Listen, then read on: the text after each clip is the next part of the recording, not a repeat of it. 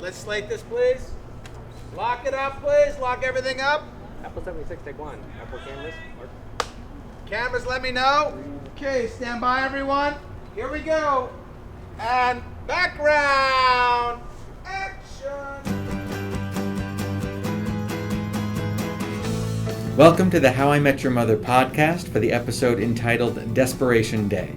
This is the 16th episode of the 6th season and the 129th episode of the series. My name is Alec Lev. With us today is Jennifer Morrison, who plays Zoey, Ted's nemesis turned paramour. Thanks for being with us. Absolutely my pleasure. So let's start at the beginning. Where did you grow up? I grew up in Arlington Heights, Illinois, which is a northwest suburb of Chicago. Do you know Barack Obama? No, I do not personally know Barack Obama. I have some ideas. Can you get them to him?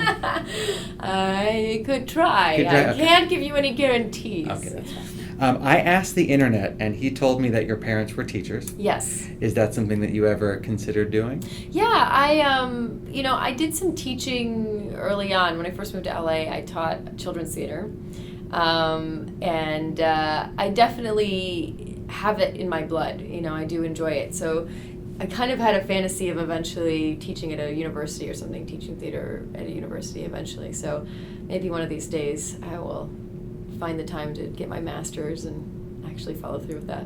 So if it started with some children's theater, it feels more like the acting has also always been there. When did that start? Yeah, I don't know why, but that's all I ever wanted to do. I mean, my mom literally said, I came home from kindergarten and was like, Mom, I'm an actor. How come I'm not in a play? She looked at me like, what?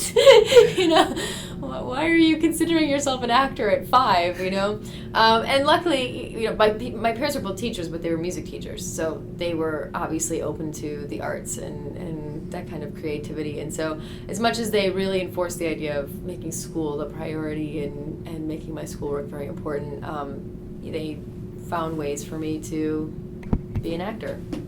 So when did the proper acting start? Well, I did my first play in school when I was 5. I mean, I basically had been on some sort of stage, even though it was small scale, some sort of stage since I was 5 years old. So even though I was doing the modeling and all that stuff at 10, 11, 12-ish, I had already been doing plays and I had already decided that what I wanted to be was an actor, and that was just part of it at that point in my mind. And then I did get an agent in Chicago, which I was really obsessed with wanting to get as well, which was weird. I don't know why at that age I understood that I needed an agent.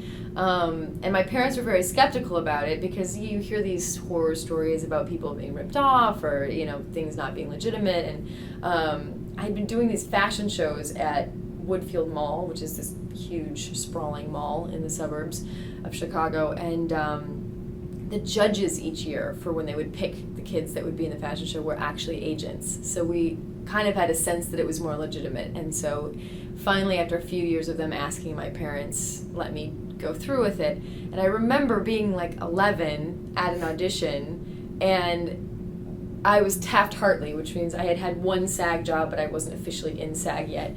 And all these kids had been SAG since they were 3 years old. And I'm going, Mom, I'm so behind. These kids have had agents since they were born, and they've had their SAG cards since they were 3, and I'm 11, and I'm just Taft-Hartley. I'm so far behind, So I somehow was just incredibly sure that this was what I wanted, and so unaware of how early it was really starting for me. I always kind of felt like I was starting behind, whereas I really was starting very early. But it was me. It wasn't, I didn't have crazy stage parents. I didn't have anyone pushing me to do it. It was just what I wanted. The Upper East Side of Manhattan still talks about my 7-year-old peddler and caps for sale. Okay, so let's jump ahead then, way ahead to we'll talk about House a little bit. How did that come to you? It was just an audition. It was pilot season that year, and I actually had test offers for other shows when I read that script, and I knew, it was a very sought after script, and it was clearly incredibly written, and Bryan Singer was involved, and great producers were involved, and but I kind of was already on track to test for some other things, and I read the script and I went, well, this is, Dr. Cameron is a 32-year-old immunologist. I'm 24. There's just no way they're ever going to hire me for this.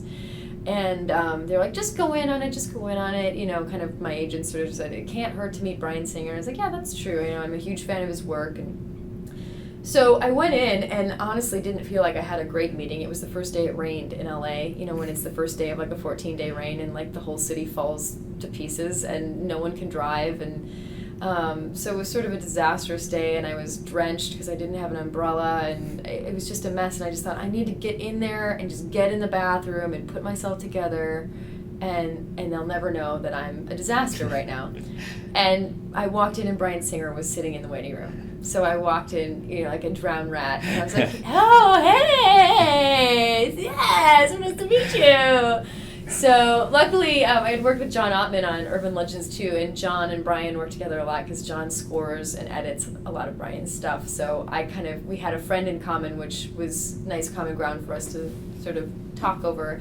And then literally it was like we chatted in the lobby for a while. He was like, come on in, let's go. And I had no time to like go over it or worry about it or think about it or stop looking like a drowned rat. And I just went in and went for it. And I actually didn't know that he liked my read. I went home, and usually during pilot season you hear pretty quickly that they've checked your quotes, which at least means it went well and it might go somewhere. And I heard nothing, so I went, oh great, well this was a failure.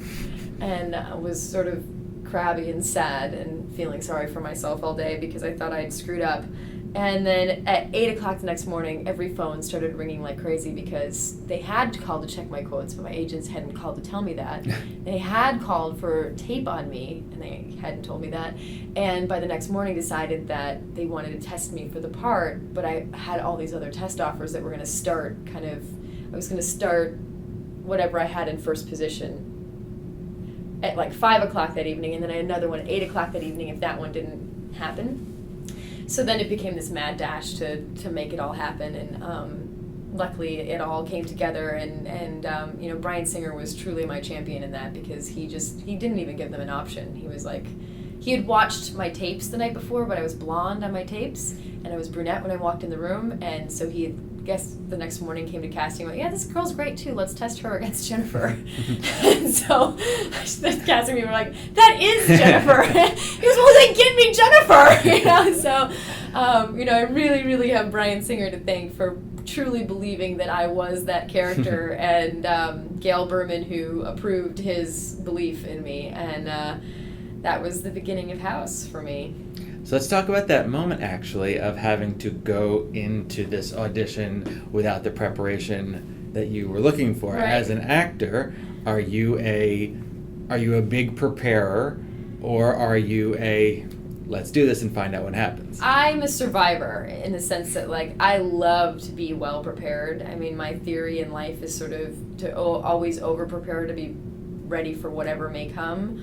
Especially with the business. But I think that when I say I'm a survivor, it's like when something gets thrown at me, my survival instincts sort of kick in and I find a way, So I was sort of caught somewhere between, I had read the script, I had studied the role, I was ready for the audition, but I just was taken off guard in that moment. So it was about not having that moment to collect yourself and just sort of going full steam ahead and just praying that somehow the words came out of your mouth and somehow it didn't matter that I looked like I'd been poured on, So, and I kind of feel like the longer I've been in the business and the more I've worked, when something is meant for you, it's really hard to screw it up.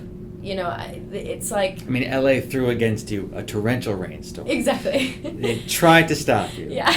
There was no stopping it. Yeah. And I almost got sued over that too because I was doing Mr. and Mrs. Smith at the same time, and I had it in my contract to have a pilot out for, because they basically bought me for 6 months on Mr. and Mrs. Smith because the schedule was constantly changing and it was really hectic. And even though it was a very small role, they wanted those small roles kind of at their beck and call. So I was kind of like a weekly employed actor for 6 months, which was great at the time. It was the most consistent job I'd ever had.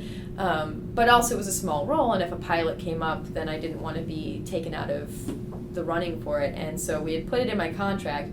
And all was cool and hunky-dory until one day of filming crossed over. So it became, you know, a he said, she said, and what does the contract really mean, and what does the contract really say, and, you know, I don't know how I got onto that, but literally there was a lot of drama surrounding the beginning of things.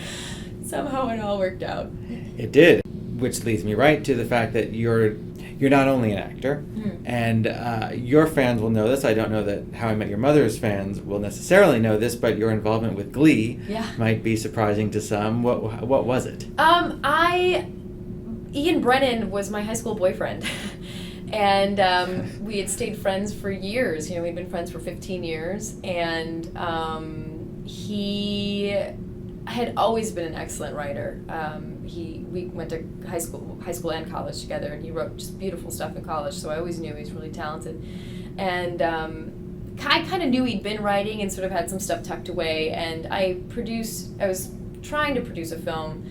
I produced this little film called Flourish, and then that same director wrote another script that I was sort of shopping around and looking for money for with Mike Novick, who's also a producer on Glee. And Mike and I ended up walking away from that new script, and Mike had read Glee because we'd all become friends, and he goes, "You really have to read Ian's script, it's really incredible." And so he sent it to me, and I read it, and we both loved it. And at the time, it was a film script, and so we called Ian and said, "Hey, look, we're small time, and we've made a tiny little movie for $100,000. We're not, you know, we're certainly not Jerry Bruckheimer or anything like that, but, you know, this movie could be made for like $1 million or under, and would you be open to us shopping around and trying to find a way to make this happen?" He was like, "Yeah, I mean, it's been sitting in my closet. Go for it," you know?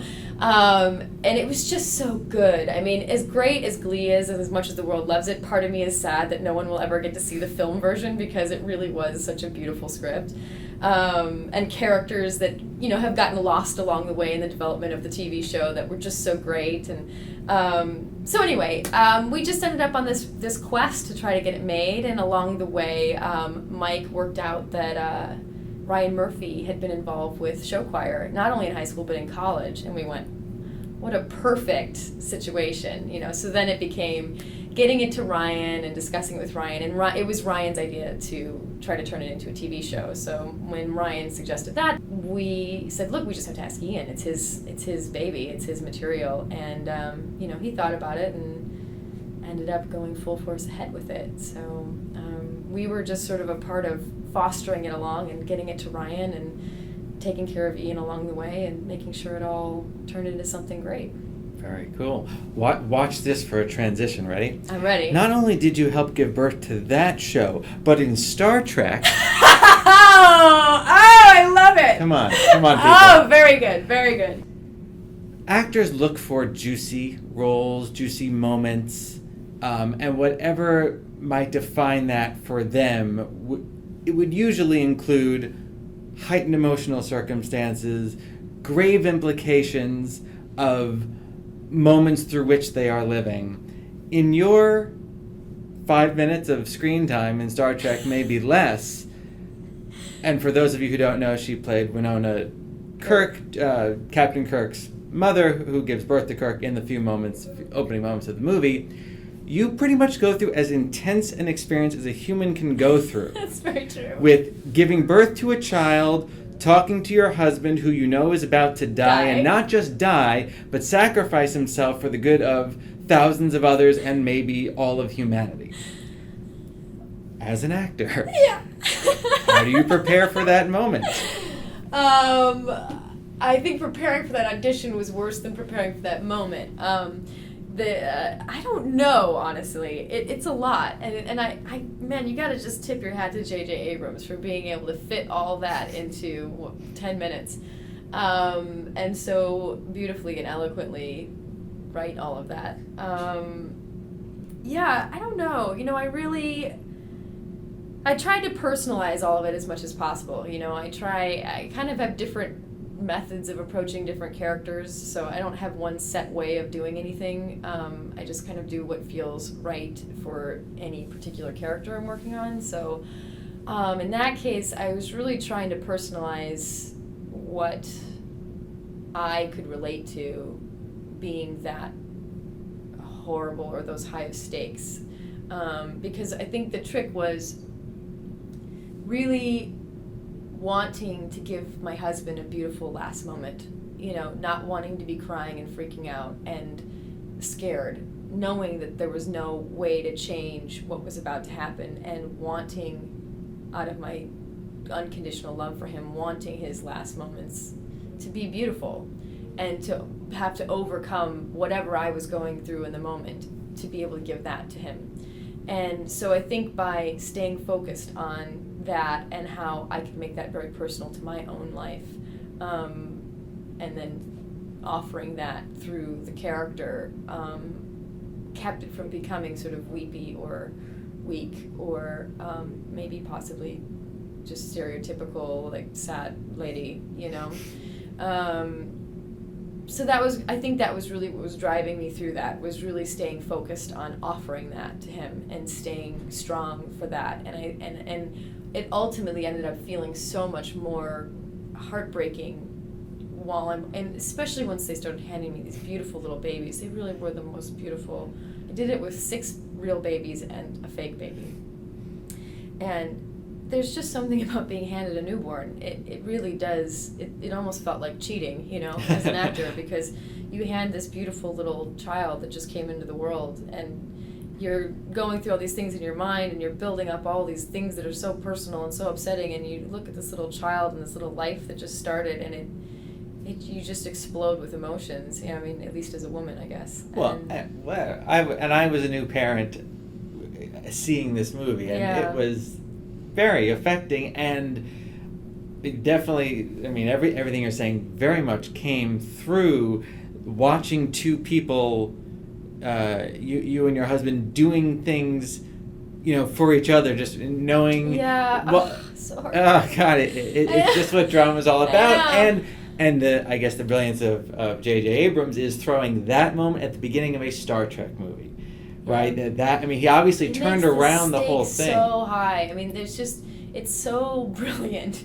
And also, honestly, I can talk about all these ways that I tried to figure out how to play the role or whatever, but the bottom line is, when you have that kind of writing, it's like it would be so difficult to screw that up. You're being handed the most incredible gift when someone writes something like that for you. It's and JJ, working with JJ, we did, I don't even know how many times. I've never been more destroyed by the end of a day in my life, in a good way. I probably shouldn't have driven home the day we actually shot The Birth. Every day was exhausting, but I remember getting home and thinking, I probably shouldn't have just driven. I've been crying for like 18 hours, hysterically. But every take, it didn't matter. It was just every take, every angle, there was something new. He would come up to me with something new. He would have another angle of it, another thought for it, another way to personalize it, another way to look at it, and it never ended. It was just, and that's, I feel like the brilliance of what he does is that his mind is constantly moving to something more and offering it to his actors, and it was just really inspiring to work that way, because instead of feeling like, oh gosh, well, this is take 56, right, of the 300th angle or whatever, it was literally like, okay, I have a new challenge. I keep having a new challenge. I keep having to find a way to accomplish this new thing that he brings to me. And it keeps it fresh, and it keeps it new, and it keeps you digging for more, Is that what you look for from a director? Choices? More and more choices? What do you look for from a director? I look for a lot. Directors are so crucial. I feel like I can't see myself. I can feel everything I'm feeling. I can know what I'm feeling, and I can know that it feels real. But that doesn't mean that it comes off that way. There are moments in real life that seem surreal or seem unreal.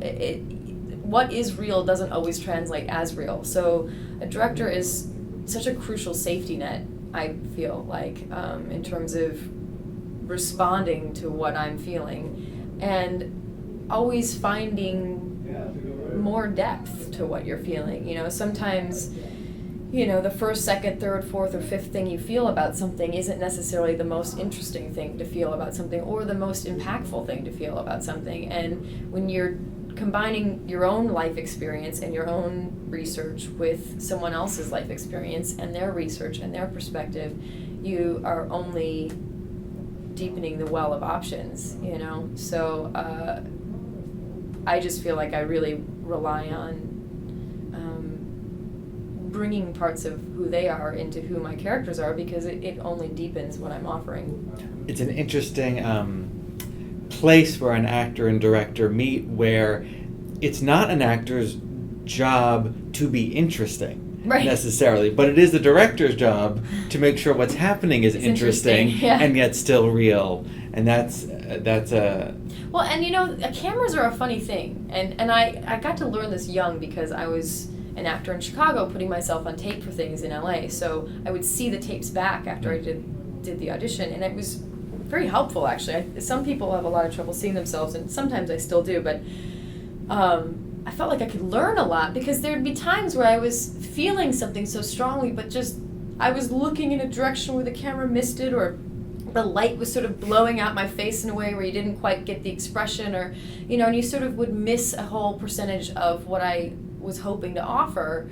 And I learned really early on how crucial knowing about the technical side of things actually can impact a performance. And so Warrior was a film that I just recently did for Lionsgate, and it was the first time in forever that we had playback on a set, and it was so productive for me. Some actors hate it, but for me it was really productive, because there would be times where you don't realize how much of a performance is getting missed because of the tiniest little thing. It was like, oh, if I literally turn 1 inch to my left, they'll get what's going on. It's the weirdest thing, the way a camera changes reality. It really does. It never captures exactly what's going on. It always has its own sort of way of morphing things. And there are actors who I definitely know don't want to know any of that stuff. Yeah. And to each their own, that they might not see it as a part of their toolbox, right, as a part of their craft. That's what they're doing. That's what the DP is doing. That's what the director is doing. That's what the producer is doing. I just need to do my thing. It certainly, to me, is more helpful knowing all of that other stuff, because why not? Right. And I guess I'm lucky because I'm able to just drop it once I'm performing. Do you know what I mean? It's not like I'm then now in the scene thinking about it. It's just registering it, letting it go, and then doing it. So I know that that's not how everyone's brain operates. I'm very blessed in that way, that I really can just wipe it out when I need to wipe it out. And also it depends on the character. I just did this little film called Bringing Ashley Home, and I was playing a drug addict and a bipolar mess, and It's a comedy. Total comedy. And I had no interest in seeing myself in that. Like, I had to be too far away from myself, and too absolutely in a world that was really uncomfortable and really scary for me to want to see. I was actually intimidated even going to do ADR for it. I was like, I don't know if I really want to go see this. I'm not ready to handle this. So once again, it's sort of a case-by-case thing for me. Well, let's speak of the most recent case, How I Met Your Mother. So here you are. Yes. She's smiling, folks. I'm smiling big. Grinning from ear to ear. So you come to the 6th season of a show that is not just about 5 friends, but about 5 friends that do everything together. Yes. They are as tight-knit a group as TV has produced, perhaps. What's it like coming into that? What are the challenges? What are the benefits of being the 6th Beatle here? Yeah, I love it. That's awesome. I would love to be the 6th Beatle. I had heard that it was a lovely set and a lovely group of people. But it's freakish, right? It's like freakishly lovely. It is. Yeah. I keep waiting. I'm waiting for the sky to fall. I don't know what's going on. Literally, I keep saying, like, when you dream as a young person of being an actor and being able to do what you love for a living, this is exactly what you imagine it would be. And usually it's not this. It's usually kind of messy and complicated and ridden with politics and neediness and fears and manipulation and all sorts of crazy things that go on most sets. And this is just such a great group of people. From the top down, I guess it starts at the top. Carter and Craig and Pam are just lovely human beings that are determined to make this a lovely place to work. And the cast is phenomenal. I knew Josh previously. I had briefly met Allison before. Kobe and I knew of each other through other people. Jason and I have met briefly a few times before. The only person I never met was Neil.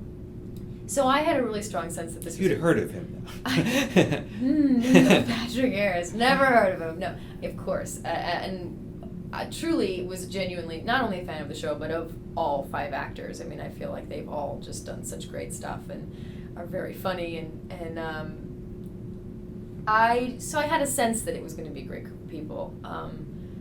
But you don't know, walking in, if it's going to be a little weird because you don't know them the way they know each other, and you don't belong in the group the way they've been in the group. And I was just absolutely, completely blown away by the way they welcomed me with open arms, and they were so excited, and I was so excited, and I think secretly I kept waiting for them to like stop liking me one day. It's like, oh, well, this will wear off. They're just being nice, and it's like, no, I really genuinely love this group of people. I feel I've been made to feel so at home so quickly. I think it makes my job so easy because they're all so crazy talented and so lovely and so supportive that it just makes it easy to find what you need to find and do a great job. We've said this before on the podcast. Very few people have left this show in 6 years. I mean, including the crew, including Right. members of the crew you would think Everybody's might move been on here, to yeah. another show, this No. and that.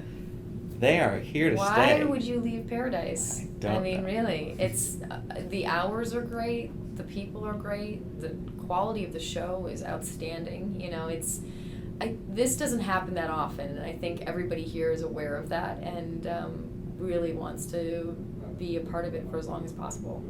Comparing the creation of a role between, let's call it film and theater and television. Mm-hmm. Film and theater, you have the whole script. Yeah. That's what I talk to a lot of people about. You have the whole script, you know the beginning, you know the middle, you know the end. Mm-hmm. Here, not only do you not know the beginning, middle, and end, but chances are the writers don't entirely either. Craig and Carter probably had a goal, but Sure. they certainly haven't written 10 episodes in the future. Yeah. So what's it like to be building this character